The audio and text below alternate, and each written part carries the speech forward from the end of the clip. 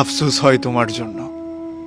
তুমি আমার শেষ দেখাটা দেখতে পারবে না, শেষবারের মতো তুমি আমাকে ছুতে পারবে না, আমার বিদায়ের খবরটা তোমার কান অবধি পৌঁছাবে না, আমার জন্য তুমি চিৎকার করে কান্না করতে পারবে না।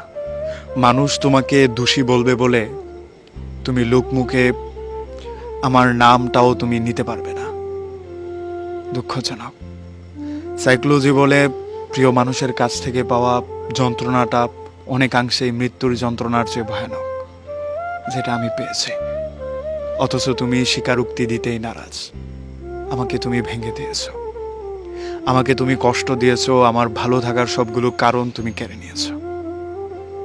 একটা জলজ্যান্ত মানুষকে তুমি বেঁচে থাকা অবস্থায় মৃত প্রায় করে দিয়েছো, যার কোনোটারই যৌক্তিক কোনো কারণ তুমি কখনোই দেখাতে পারবে না।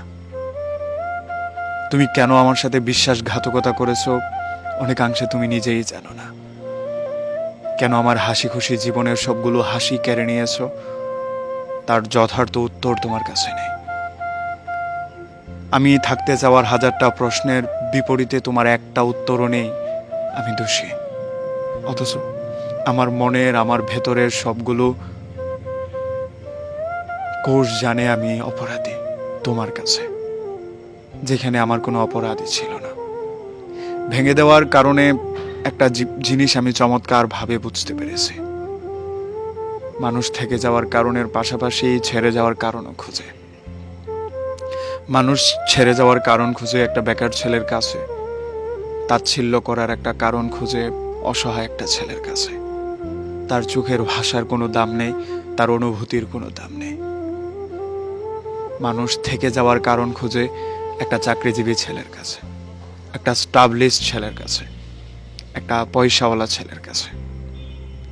এগুলোর বাহিরে গিয়ে মানুষ সবচেয়ে বেশি মূল্যায়ন বোধহয় অনুভূতিকেই করে। কিন্তু অধিকাংশ ক্ষেত্রে টাকা আর ভালোবাসার দারুণ একটা সংযোজন থাকে। ভালোবাসা শুধু থাকলে হয় না, টাকা লাগে। এই জিনিসটাই আমাকে তোমার কাছ থেকে দূরে সরিয়ে দিয়েছে। দুঃখ হয়, কিন্তু আমি তোমার জন্য আফসোস করতে পারি না, কারণ তুমি ভালো আছো, ভালো থাকবে বলেই ছেড়ে গিয়েছো।